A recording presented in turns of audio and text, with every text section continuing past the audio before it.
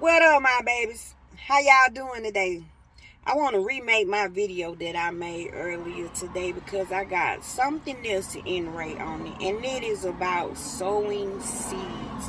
What sowing seeds really mean. We give our 10%. A lot of people think when you sow a seed, you gotta sow, actually give money, give something material, give something physical. But that's not what God meant when he said sow the seeds. When we go to these churches and we go to these functions, they always holler about 10%, 10%, 10%.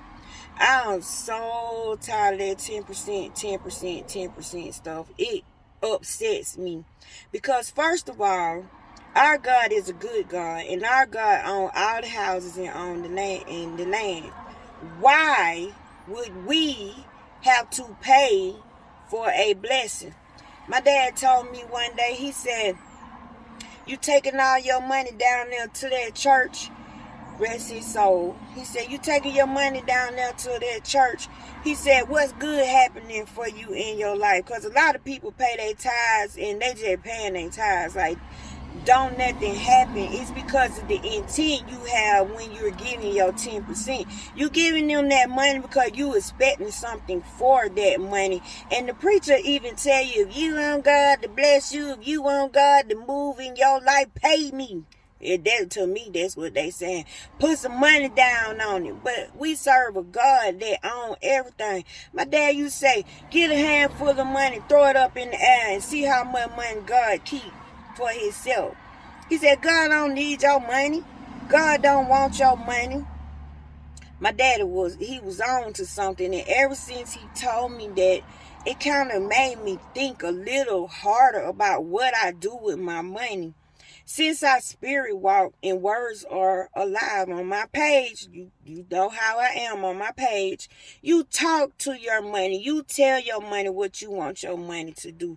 You can actually have a conversation with each dollar bill because all of those bills are alive and they will go out and do what you say, but you make sure you tell them to return. Like, don't come back void. Bring more like that, because money likes to be used. Money likes to travel.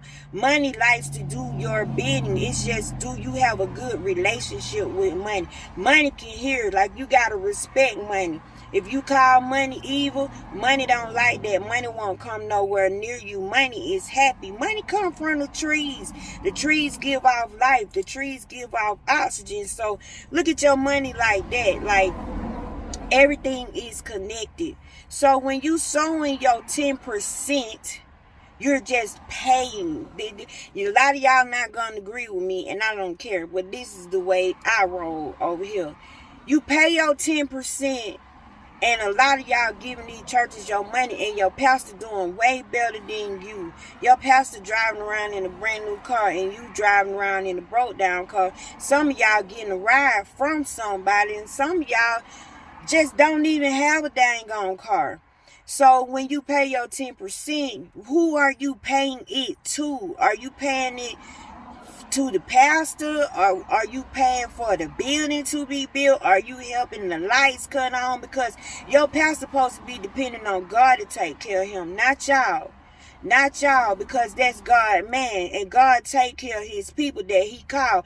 God ain't gonna put you in a situation and leave you dry, leave you hanging, don't look out for you, make you suffer, beg and cry for simple little things. He even told you, leave your change purse at home. So when you traveling with God, you don't need no money. What you need money for? You get in for free. You travel through realms. You don't need a ticket. You don't need a car. You don't need wings. You go through your imagination. Your imagination is where God is.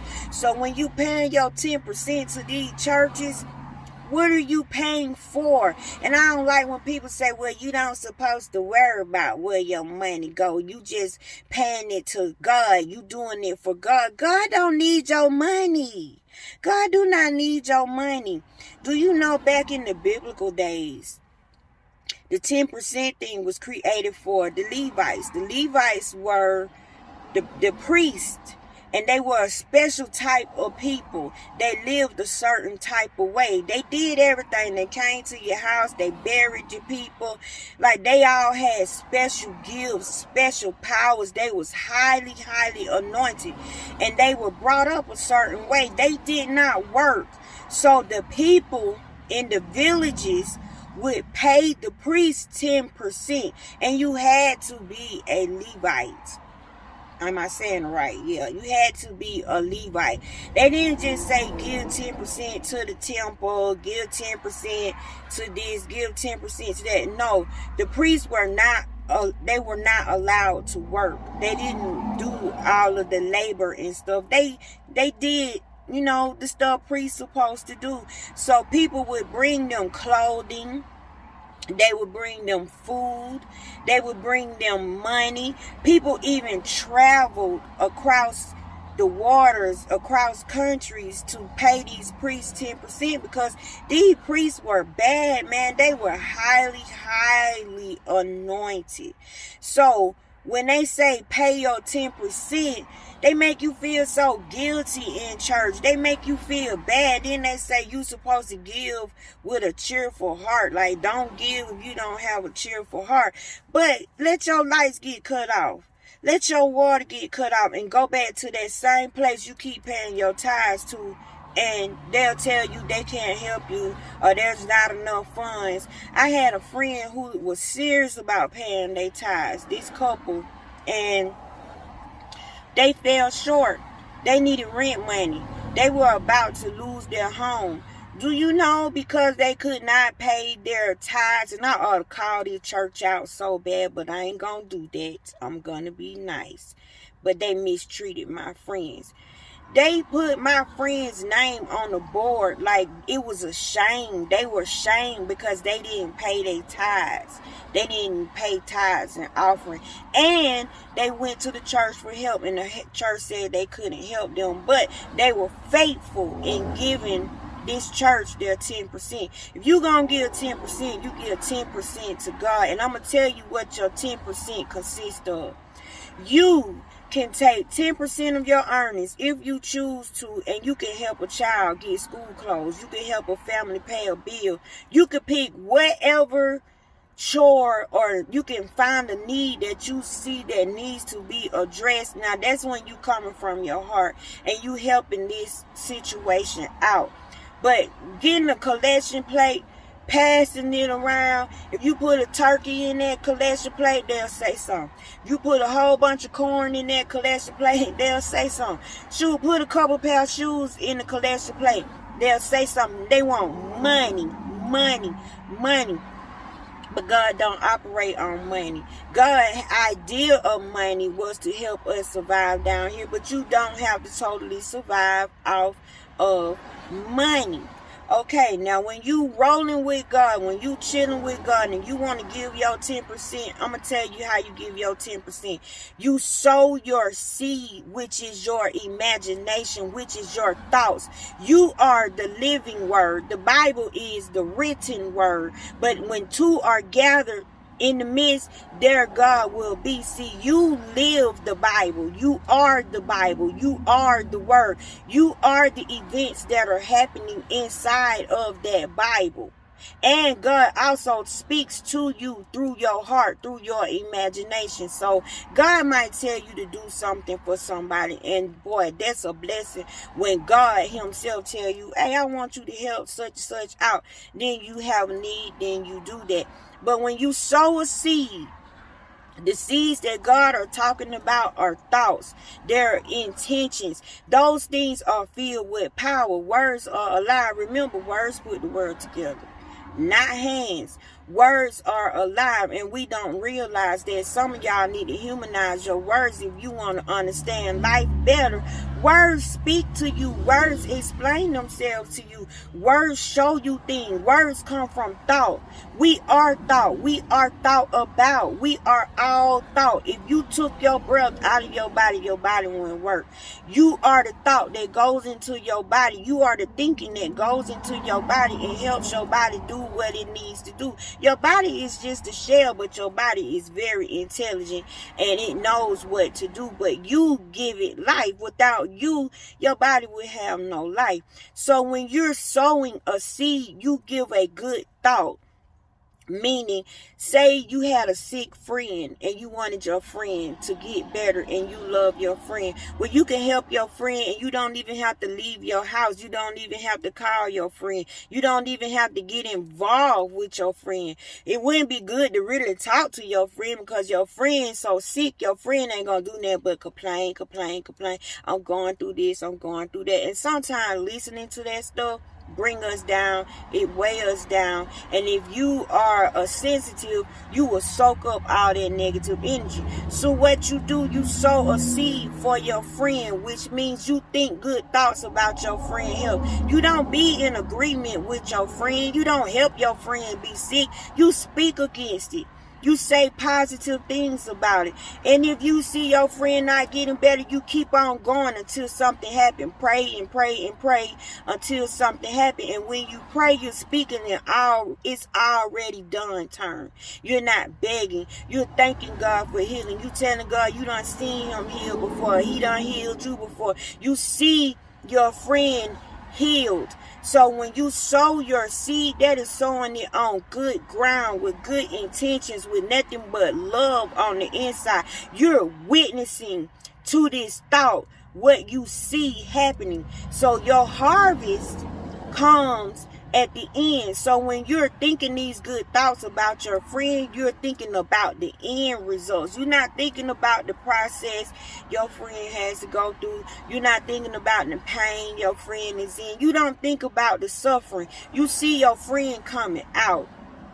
That is how you sow a seed. If you have a friend that does not have a job and your friend is telling you they don't have a job, okay, now you sow a seed of financial stability. You sow a seed of good employment. So you see your friend in a high position. You see the end results, which is the harvest. You start at the end. Okay, and everything that for your friend will work out. You see your friend gainfully employed. If you see your friend, she keeps saying, oh, I want to be married, I want a husband, I want this, I want that. Well, start imagining yourself at your friend's wedding. That is sowing a seed of togetherness, unity. That is sowing a seed of love, and it's on good ground. Now when you throw your seeds on concrete, you thinking negative about your people. You wishing hate on your people. You downing your people. You gossiping about your people. You have to remember that you are the word. You are the gospel. You are the living word. You are the good news. Gospel means good news, so you spread good news. So when you sow your seeds, if you spend 10 minutes of your time, you use 10% of your brain, you sit there and you think good thoughts about somebody, that is how you sow a real seed. Faith comes to those who are childlike in the mind. Not a grown person, but a person that can believe in the unseen. You say that to a grown person, they'll be like, oh, that ain't gonna happen. Oh, you ain't good enough for that. Oh, I don't believe that. No. You have a childlike faith. You have a childlike belief, meaning you believe in the unseen, and that's when you activate faith. Come down here, and that's using wisdom. Faith come down, and faith helps you matter that thing that matters to you. It puts matter to a situation, means that situation hardens. That situation becomes tangible. That situation, it becomes real. So when you sow your seeds, don't throw them on concrete. Don't talk about a person. If a person is wronging you, if a person is hurting you, just sit home and think good thoughts about them. You don't have to argue with them over the phone. You just sit there and imagine good conversations about them. I got several people in my life that mistreat me and treat me bad. And they keep on treating me bad. If only they knew that the way I think of them is not the way they think of me. I sow good seeds into their life. I see them prosperous. I see them happy. I take away all that evil, which I kill that power. I don't let that power come over here and disturb what I got going on, because words walk, words talk, thoughts have legs, and they will not come over here and destroy me. And I'm not gonna let somebody change the loving person that I done worked on, that I am, because they want to be hateful and they want to be nasty and they want to do all these hateful things to me. No, you keep being the hateful person that you are, and I'm gonna keep throwing love darts at you. I ain't gotta talk to you. You ain't got to see me. But no, over here, I ain't over here wishing death on you. I'm not over here wishing harm on you. I'm seeing you prosperous. I'm seeing us having a good conversation. I'm seeing us getting along.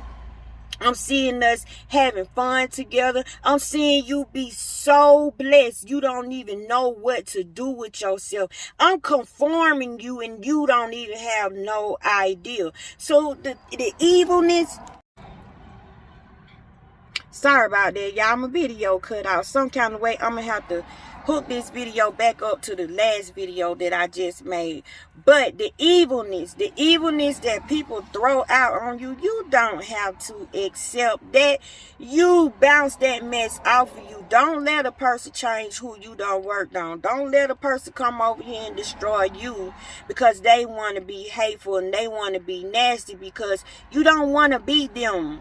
You don't want to walk like that. You don't want to talk like that. You don't want to look like that. You don't even want that type of mess attached to you. You want to be your loving, beautiful, comforting.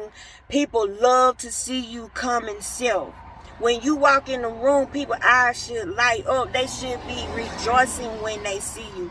So if you got people that's digging in you with them ugly words and they doing all the ugly stuff to you, they spreading all the ugly lies, try sowing good seeds to them and see what happens. 9 times out of 10, the word will conform them, because the word is alive. You keep on being repetitious, the word can't come back void. It cannot return void. They will want to apologize. They will want to be around you. They will be trying to do whatever they can do to get back into your presence. And you have a choice whether you want to let them in your presence or not. Me, I choose to just be like I am. Like, you keep wronging me, I just want you to be happy. I want you to move on with your life. I want good things to come to you. I want so much good stuff to come to you that you ain't even got time to focus on me. Like, you wouldn't even want to focus on me. You will realize that it's a waste of time. So I fight people with love. I will tear your ass up with some goddamn love. I will love on you so hard, and you ain't gotta have a clue what the hell I'm up to. You don't get to control me. You don't get to control my thoughts. You don't get to conform me to your world, to your negativity, to your level, because I'm too high for that. I'm too blessed for that. And I need for my blessings to keep on coming in. Y'all, I'm a heart transplant recipient. I'm whooping rejection ass right now. My body is no longer creating those antibodies, but I still got little stragglers hanging around. So now I'm in treatment to treat those. Tell me when you sow good seeds that you don't have a good harvest. Man, I see myself 15 years on down the line, 20 years on down the line. When I have dreams, I have future dreams. So when I go through things, I say, oh, this ain't it. This ain't the time. And plus, I have something inside of me, an experience that I had with Jesus. He told me when it's my time, he'll come and get me personally himself. So when I go through this stuff, I don't freak out so bad. Yes, it's scary. Yes, you be like tired. But in my heart, in my mind, and what I know about sowing, what I know about reaping the rewards for sowing, I refuse to sow bad seeds. And I refuse to give my money, just give my money away and think God gonna throw down me a blessing. I think that's so disrespectful. It goes to show, do you really believe in God? Do you really trust God? Because you can't pay God for a blessing. You can't con God. You can't provoke God by giving him money. Shit, he created the money. The money don't mean nothing to him.